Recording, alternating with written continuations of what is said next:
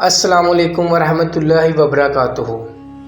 پیارے دوستو، آج کی ہماری ویڈیو کا ٹاپک ہے ٹیپو سلطان۔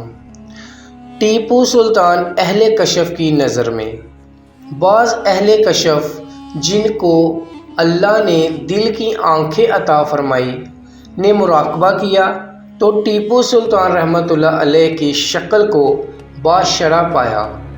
پھر بعد میں اولیاء نے اس کا اظہار فرمایا، بعض نے خواب میں دیکھا، بعض اولیاء نے ان کے مزار پر مراقبہ کیا۔ کہتے ہیں ٹیپو وہ شیر تھا جس کے شہید ہونے کے بعد بھی کافی دیر تک انگریز اس کے قریب جانے سے گھبراتے رہے۔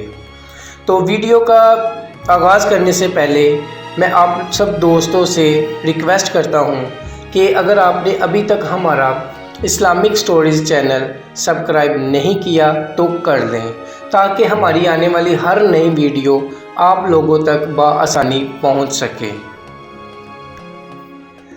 ٹیپو سلطان ہندوستان میں انگریزوں کے خلاف جدوجہد کرنے والے آخری حکمران تھے۔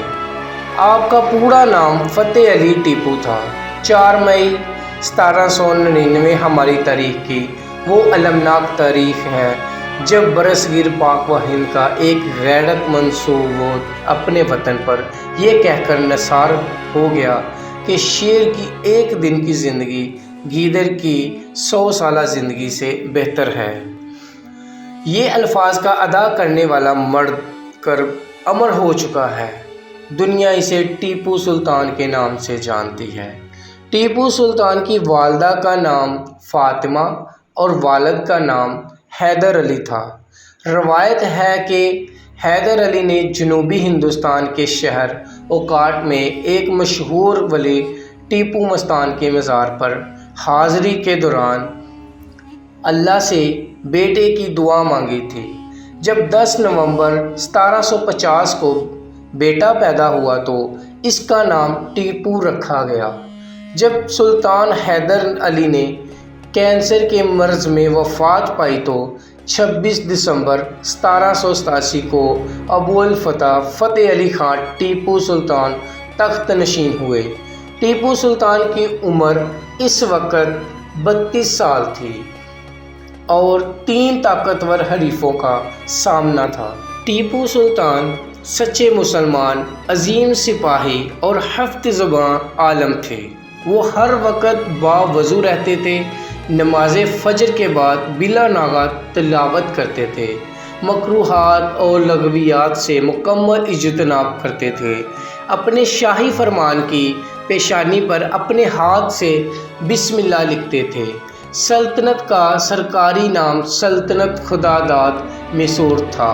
ایک عظیم سپاہی کی حیثیت سے وہ اپنے دور کے تمام فنون سپاہ گری، مسلم شمشیر زنی، تیر اندازی، نیزہ بازی، گھوڑ سواری، کشتی اور تیراکی میں مہارت رکھتے تھے۔ گھوڑ سواری اور نیزہ بازی سے خصوصی شغف تھا۔ ہر جنگ میں اپنی سپاہ کے شانہ بشانہ ہوتے تھے۔ عالموں اور بزرگوں کی قدر کیا کرتے تھے۔ عربی اور فارسی زبانوں میں خاص مہارت رکھتے تھے۔ انگریزی اور فرانسیسی زبانیں بھی سیکھ چکے تھے۔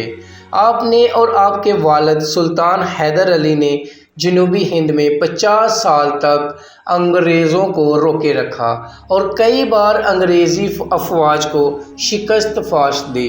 سلطان نے انتہائی دور اثرات کے حامل فوجی اصلاحات نافذ کی، صنعت و تجارت کو فروغ دیا اور انتظامیہ کو از نو منظم کیا۔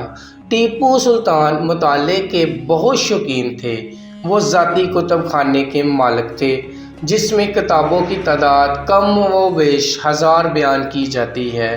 اس کے علاوہ آپ سائنسی علوم میں خصوصی دلچسپی رکھتے تھے۔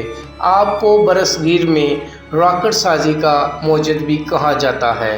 اپریل 1999 کے آخری ہفتے میں انگریزوں اور نظام دکن کی مشترکہ فوج نے انگریز جنرل ہیرس کی قیادت میں سرنگا پٹم پر، جو دریائے کاویری کے درمیان ایک جزیرہ ہے، اس پر فیصلہ کن حملہ کر دیا۔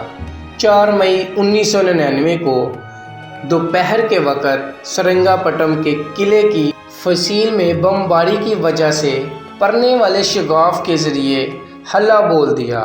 سلطان نے اس شگاف کی حفاظت کے لیے وہاں خصوصی فوجی دستے تعینات کیے تھے۔ غدار میر صادق نے دوپہر کا وقت جان بوجھ کر چنا تھا۔ محافظ دوستوں کو تنخواہ لینے کے بہانے بلا لیا گیا تھا اور نظام اور انگریز کی متحدہ فوج کسی مقابلے کے بغیر قلعے میں داخل ہو گئی تھی۔ جب سرنگا پٹم کی شکست یقینی ہو چکی تھی تو ٹیپو نے محاصرہ کرنے والے انگریزوں کے خلاف بھرپور مزاحمت کی اور قلعے کو بند کروا دیا۔ غدار ساتھیوں نے دشمن کے لیے قلعے کا دروازہ کھول دیا اور قلعے کے میدان میں زبردست جنگ چھڑ گئی۔ بارود کے ذخیرے میں آگ لگ جانے کے باعث مزاحمت کمزور ہو گئی۔ اس موقع پر ایک فرانسیسی افسر نے ٹیپو کو بھاگ جانے اور اپنی جان بچانے کا مشورہ دیا، مگر ٹیپو راضی نہ ہوئے اور دوران جنگ سر پر گولی لگنے سے شہید ہو گئے۔ باوقت شہادت ٹیپو سلطان کی عمر محض 48 سال تھی۔ 4 مئی سے 6 مئی تک سرنگا پٹم میں لوٹ مار ہوتی رہی۔ لوٹ مار کا بیشتر حصہ فوجیوں کے ہاتھ آیا، جو بیچارہ وہ انگلستان بیچ دیا گیا۔ 7 سمندر پار بھیجی ہوئی اس دولت میں علم کے موتی یعنی عربی، فارسی اور ہندی کے 1000 مخطوطات بھی شامل تھے، جن میں شہید سلطان کے اپنے ہاتھ سے لکھی ہوئی وہ ڈائری بھی تھی جو آج لندن کی برٹش لائبریری میں محفوظ ہے۔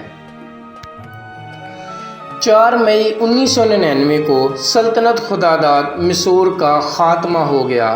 شاعر مشرق علامہ اقبال کو ٹیپو سلطان شہید سے خصوصی محبت تھی۔